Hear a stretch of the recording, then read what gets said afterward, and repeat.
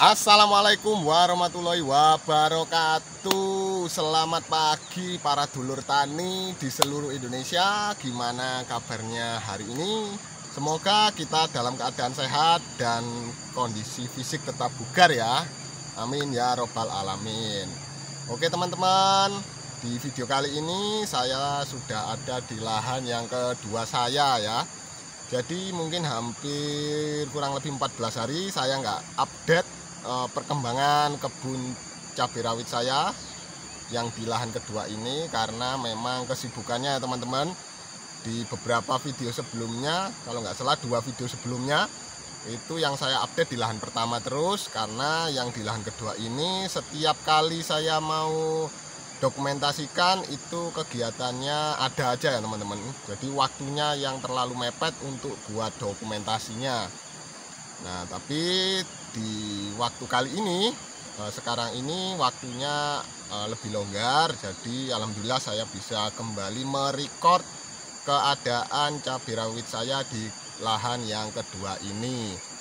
Nah, jadi seperti di video sebelumnya teman-teman, setiap video yang saya berikan ini real kondisinya ya. Jadi sesuai dengan apa yang ada di lahan, tanpa ada yang dibuat-buat, tanpa ada yang dilebihkan atau dikurangi. Jadi keadaannya real.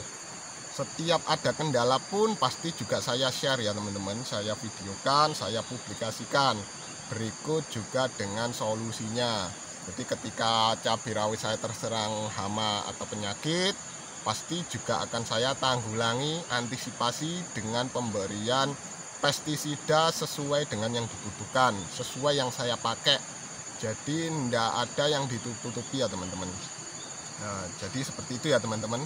Termasuk pada lahan yang kedua saya ini kembali ada kendala ya, setelah di beberapa waktu yang lalu terkena serangan tungau.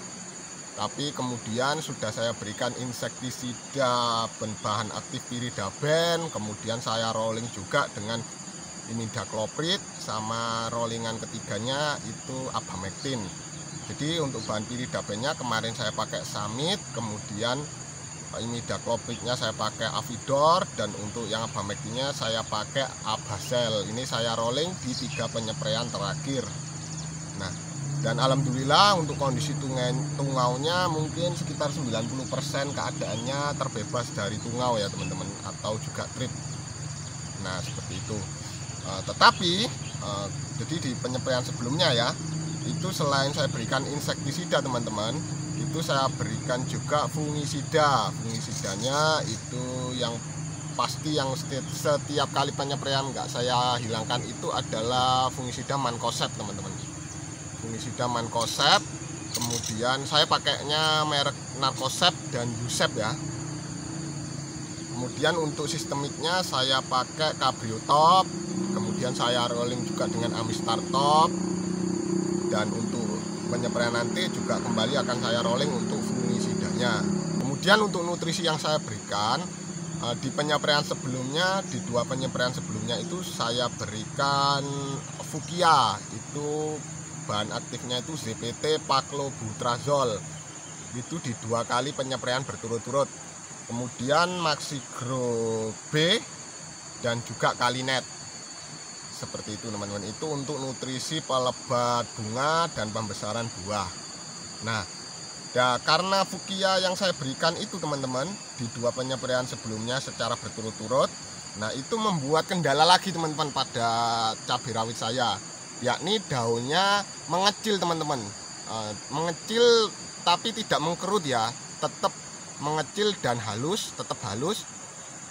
Kemudian tetapi efek positifnya, jadi pemberian Fukia itu efek positifnya bunganya itu lebat teman-teman.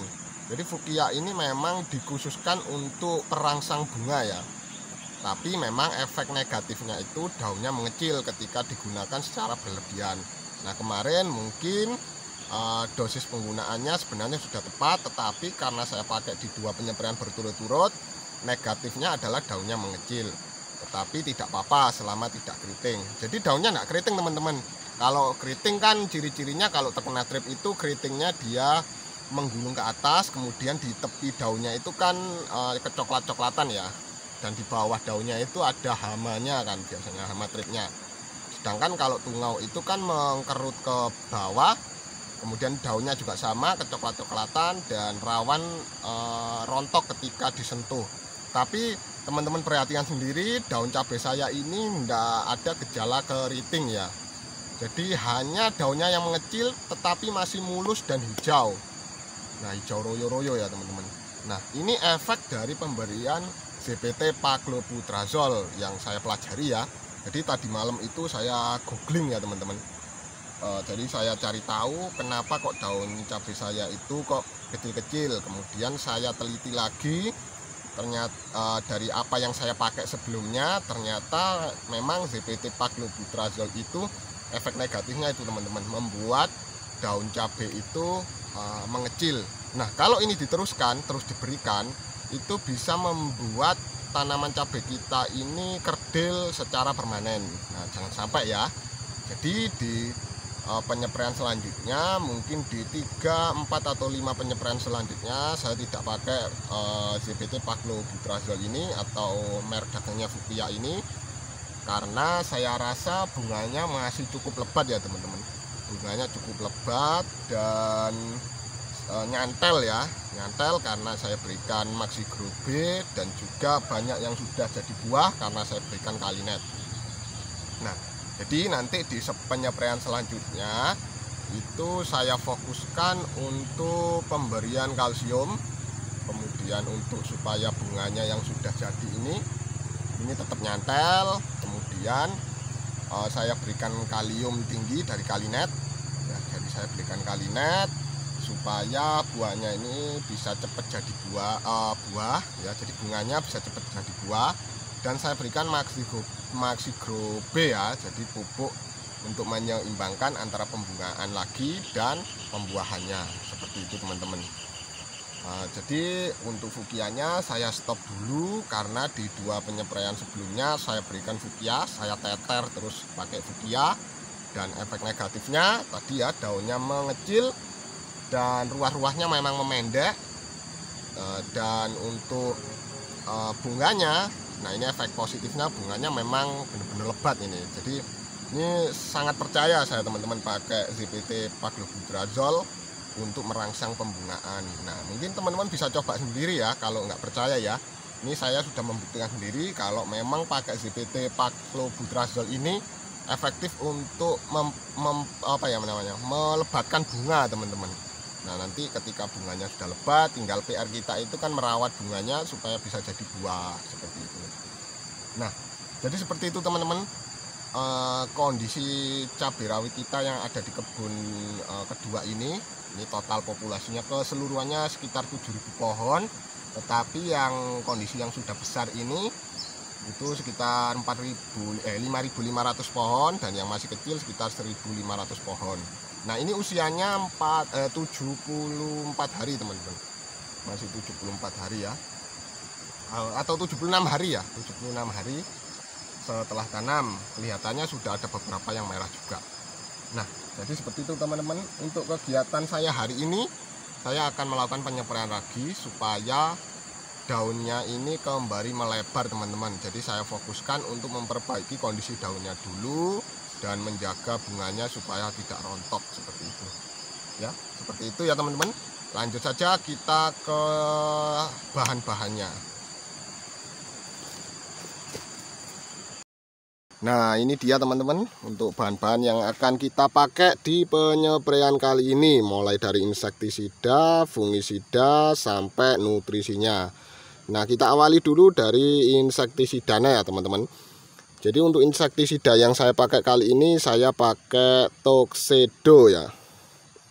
Tuxedo ini bahan aktifnya emamectin benzoat 50 gl dan lufenuron 100 gl. Ini efektif untuk membunuh ulat-ulatan ya teman-teman.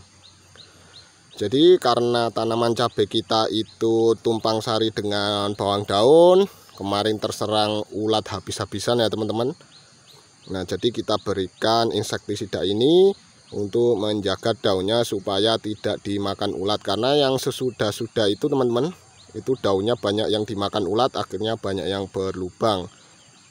Jadi yang pertama akan kita berikan emamectin benzoat, mereknya Texodon ya. Kemudian untuk insektisida berikutnya saya pakainya Maestro teman-teman. Ini bahan aktifnya Triazofos 200 GL.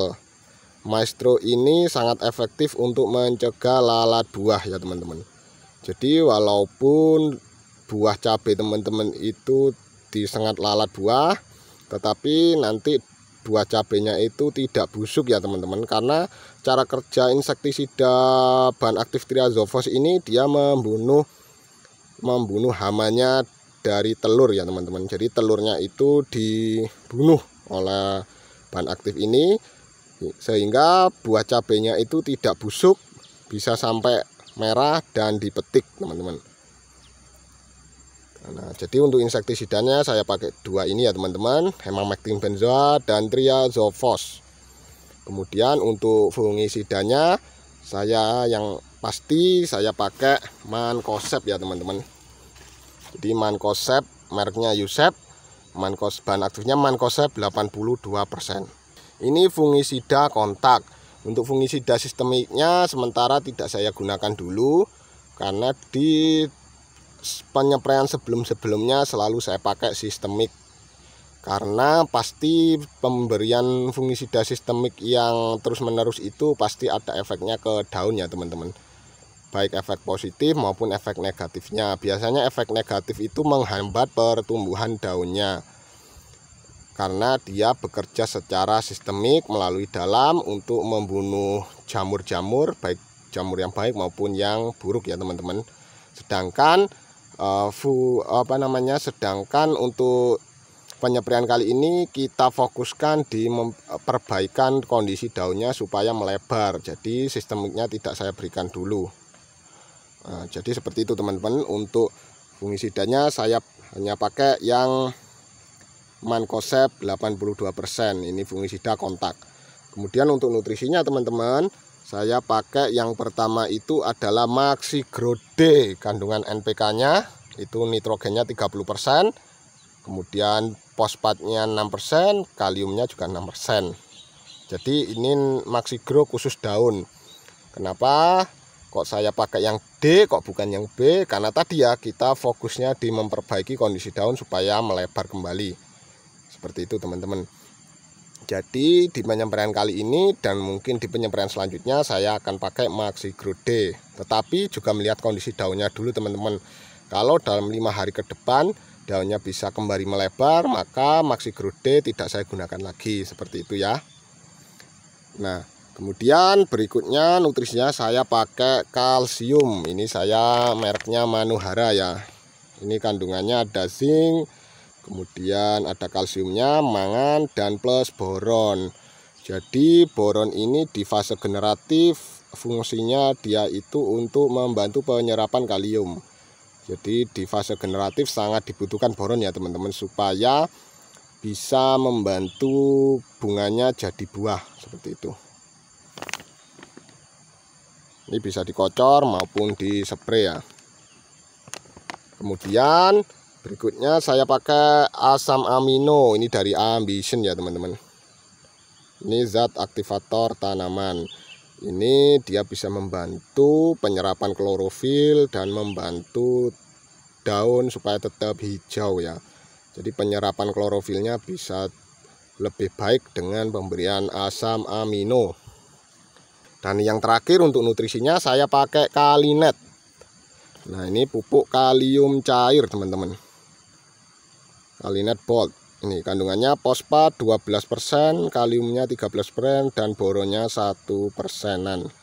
Jadi seperti itu teman-teman. Di fase generatif itu yang paling dibutuhkan adalah unsur fosfat, kalium, boron, dan kalsium. Jadi ini semua difokuskan untuk buah ya teman-teman. Jadi teman-teman yang juga sudah memasuki fase generatif cabenya, lebih baik difokuskan di 3 atau 4 unsur tersebut ya teman-teman. Sedangkan untuk nitrogennya tidak perlu banyak-banyak, terutama di kocoran, karena kalau pemberian nitrogen yang terlalu tinggi saat pengocoran itu bisa mengundang bakteri fusarium. Jadi lebih baik ketika dibutuhkan nitrogennya itu lebih baik melalui penyepraian seperti pakai Maxigrow-D ini ya teman-teman. Ini bukan endorse ya teman-teman. Jadi saya kenalkan seperti ini, saya promosikan seperti ini karena saya cocok dengan produk-produk ini teman-teman. Jadi bukan endorse. Seperti itu ya. Oh ya, terakhir saya pakai pelekat ya. Ini spreader dari DGW. Nah, jadi ini bahan-bahan yang akan kita pakai di penyepraian kali ini. Sedangkan untuk dosisnya, untuk emamectin benzoatnya ini saya pakai 15 ml, kemudian maestronya juga 15 ml, ambitionnya ini 10 ml, kemudian kalinetnya ini 20 ml, pelekatnya 10 ml, mankosepnya 2 sendok makan, Maxigrow-D nya 2 sendok makan, dan kalsiumnya 2 sendok makan. Semua ini untuk tangki semprot 16 liter ya teman-teman. Jadi seperti itu ya teman-teman, untuk bahan-bahan yang akan kita pakai untuk penyepraian cabai rawit yang berusia 76 hari setelah tanam. Jadi seperti itu teman-teman, untuk menjingkat waktu supaya karena ini sudah mulai panas cuacanya. Jadi mohon maaf saya nggak bisa ngevideokan proses penyepraiannya ya. Tapi paling tidak ini bahan-bahan yang saya pakai tanpa ada yang ditutup-tutupi atau ada yang ditambahkan atau dikurangi. Jadi ini adalah bahan yang saya pakai di penyepraian kali ini teman-teman. Jadi seperti itu teman-teman. Terima kasih sudah menonton video saya dari awal sampai akhir. Jangan lupa nantikan video-video saya selanjutnya. Kegiatan apa saja yang saya lakukan setiap perawatan cabenya, jadi pasti akan saya dokumentasikan. Nantikan video saya selanjutnya teman-teman. Terima kasih. Wassalamualaikum warahmatullahi wabarakatuh.